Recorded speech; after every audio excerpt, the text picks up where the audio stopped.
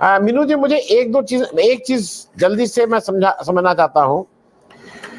एक तो ये जो 7 फेज का इलेक्शन किया, तो मुझे कहीं ये लग रहा है कि मोदी जी में लास्ट में आते आते आते आते वो थकान स्पष्ट दिखाई दे रही थी।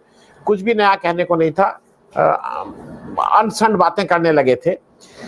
एक ये, दूसरा एक चीज मुझे और बताइए मीनू जी, हम सब लोग जो सोशल मीडिया पे हैं, हम लोग 2-4 महीने से इस पे बात कर रहे हैं, इलेक्शन जब से अनाउंस हुआ तब से केवल इलेक्शन की बात कर रहे हैं।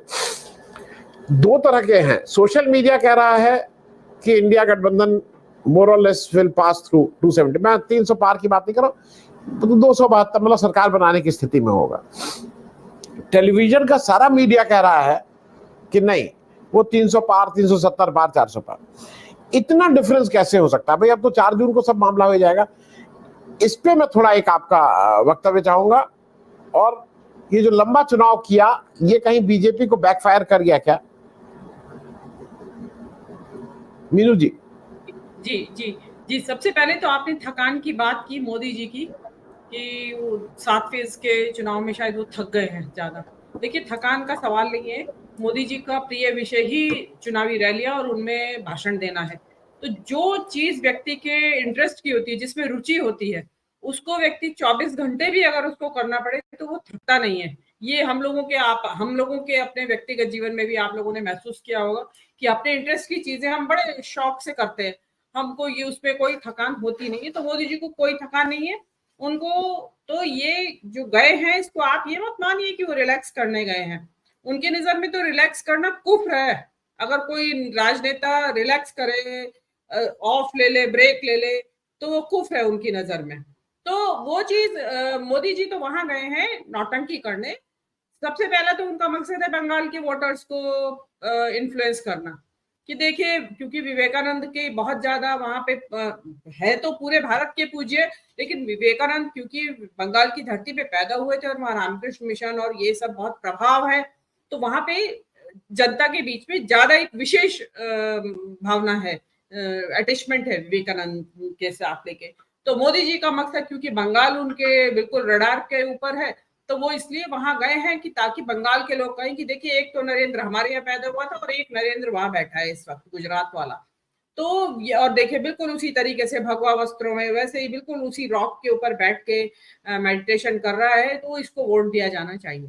लेकिन मोदी जी गलतफहमी में, क्योंकि उन्होंने विधानसभा चुनावों के दौरान, बंगाल विधानसभा चुनावों के दौरान, वो रविन्द्रनाथ टैगोर की तरह उन्होंने अपना ये दाढ़ी को बढ़ा लिया था।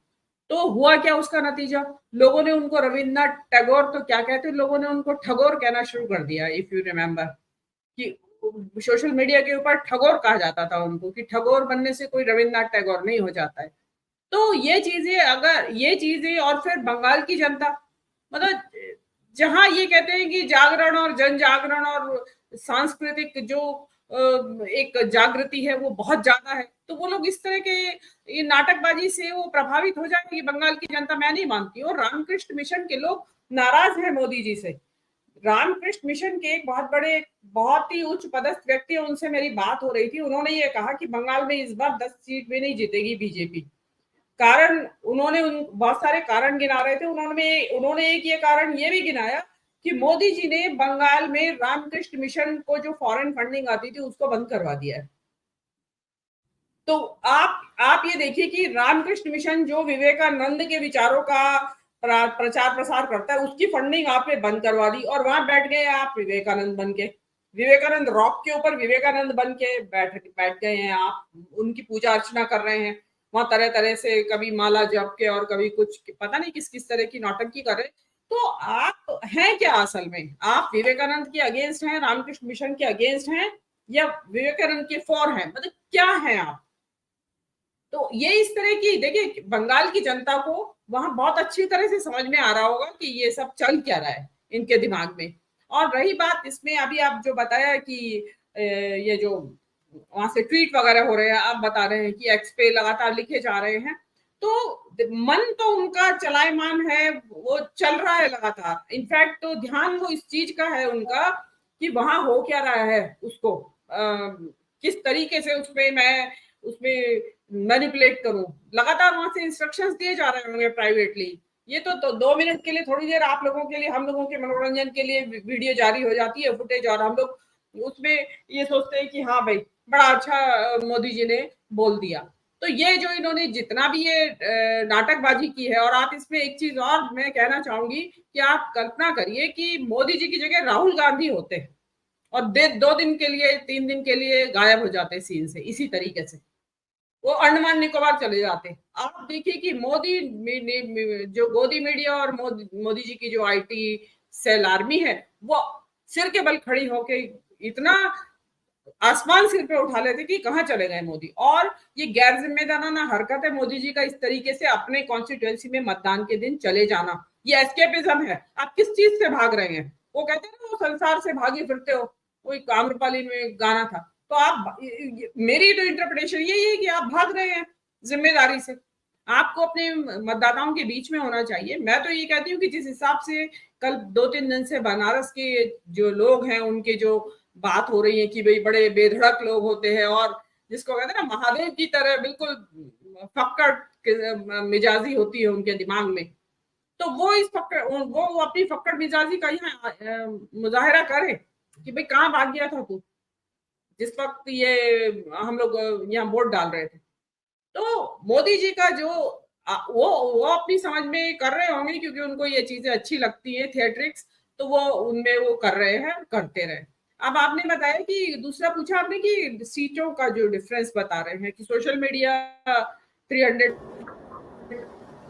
प्लस बता रहा है, और sorry main stream media 300 plus और 400 तक भी ले जा रहा है, और सोशल मीडिया के ऊपर उनको मोदी जी को कम सीटें बताई जा रही हैं कि 270 बड़ी मुश्किल से छुएंगे। देखिए सीधी सीधी बात है, परसेप्शन की भी बात नहीं है इसमें। इसमें आप सब अच्छी तरह जानते हैं पिछले 10 साल से गोदी मीडिया ने किस तरीके से अपने जो पत्रकारिता है, भाई मीडिया जो है उसका हिंदी में पत्रकारिता ही तो कहलाती है वो, तो उस पत्रकारिता का जिस तरीके से इन्होंने जनाजा निकाल रखा है 10 साल से, और उसकी धज्जियां उड़ी हुई है। पत्रकारिता नहीं हो रही है, एक वर्ड है चलता है, पत्तलकारिता हो रही है। तो पेड है, ब्लाइंड मीडिया है, सत्ता के चरणों में लोट लगा रहा है, तो वो 400 क्या, मेरे हिसाब से अगर वो 545 क्या 600 सीट दे देता तो भी मुझे आश्चर्य नहीं होता। क्योंकि ये चीज, ये आप मान के चलिए कि जिनको जो चरणों में लोट लगा रही है मीडिया, वो उनको कैसे कह देगी कि आप बहुमत का आंकड़ा नहीं छू रहे हैं। और जो सोशल मीडिया है उसके ऊपर उनको कोई लेना देना नहीं है। वो कोई वहां से जो सोशल मीडिया का जो प्रोग्रेसिव लिबरल तबका है, क्योंकि सोशल मीडिया उन्होंने अपने भी सोशल मीडिया खोल रखे हैं, जो भगवा कैंप के भी हैं सोशल मीडिया, वो भी ऐसी 350-400 सीट बता रहे हैं। लेकिन जो सोशल मीडिया जो प्रोग्रेसिव लिबरल है, वो सीट वाइज एनालिसिस करके और उसके उनके साथ तर्क हैं। गोदी मीडिया के पास कोई तर्क नहीं है, उनके पास खाली यही है मोदी जी भगवान है और वो अविनाशी है, और वहां बैठ गए। अभी आज तो एक रवि किशन ने तो ये भी कह दिया मोदी जी ने तापमान कम कर दिया है सूर्य का आज, उनके जहां उनकी कॉन्स्टिट्यूएंसी में आज कुछ अभी ठंडी हवाएं चल रही है। तो वो चीजें अगर मतलब उनके पास ये तर्क है कि इस वजह से मोदी जी को 400-300 मिलने वाली है। लेकिन सोशल मीडिया के पास तर्क है, उनके पास बहुत सारी चीजें हैं कि बुनियादी मुद्दों की बात है जनता के, और जिसके ऊपर बुनियादी मुद्दों की बात आप जनता कर रही है। आप लोअर तबके में किसी से भी बात कर लीजिए, आनंद वर्धन जी, वो पहले तो वो हमसे ही पूछता है कि कौन आ रहा है मैडम, तो जैसे ही हम उनको अपनी ओपिनियन बताते हैं तो वो कूद के पड़ते हैं, मतलब उनकी बातें खिल जाती है कि हाँ हम भी यही सोच रहे थे। अपने आप तो उनकी कहने की हिम्मत नहीं है। तो ये चीज देखिए, वोट देने वही तबका निकलता है, और इस 46 डिग्री टेम्परेचर या 50 डिग्री हो भी रहा है तो उसमें एसी में से तो कोई नहीं निकलने वाला है, बैठे हुए जो लोग हैं। तो जो लोग निकलने वाले लोग हैं उनको अपनी दिक्कतें समझ में आ रही हैं, उनको पता चल रहा है कि ठीक है मंदिर ठीक है, बन गया है मंदिर, और उनको तो बेचारों को मंदिर भी नहीं जाने के लिए मिलेगा, जिसके ऊपर मेरा बेरोजगारी और महंगाई की मार पड़ रही है। क्योंकि मंदिर जाने कोई उनके लिए खेल नहीं है, हंसी खेल, बहुत महंगे किराए हैं और बहुत खर्चा लगता है। तो जो अगर आप सही सही एनालिसिस करें, देखिए मैं ये नहीं कह रही हूँ कि 272 का आंकड़ा भी नहीं छुएंगे मोदी जी, क्योंकि मैं अभी कोई प्रेडिक्शन कर नहीं रही हूँ लेकिन वो मोदी जी का जलवा जलाल जिसको कहते हैं वो कायम नहीं है। और मैं आपके चैनल पे शायद एक पहले भी कहा था, पता नहीं दूसरे चैनल पे कहा होगा, कि मोदी जी जल्दी से आसानी से छुएंगे नहीं इसका आंकड़ा, बहुमत का आंकड़ा। और वो बहुमत से अगर 100, 10, 20, 50 सीट कम रह जाते हैं तो देखिए मोदी जी प्राइम मिनिस्टर खुद नहीं बनेंगे, क्योंकि मोदी जी के स्वभाव में ही नहीं है कि लोगों की चिरौरी करना या किसी से दब के रहना। वो क्योंकि जैसी कॉलिशन की बात आएगी दबना पड़ेगा डेफिनेटली, हर कोई हर वक्त भुड़की देगा कि हम छोड़ के चले जाएं।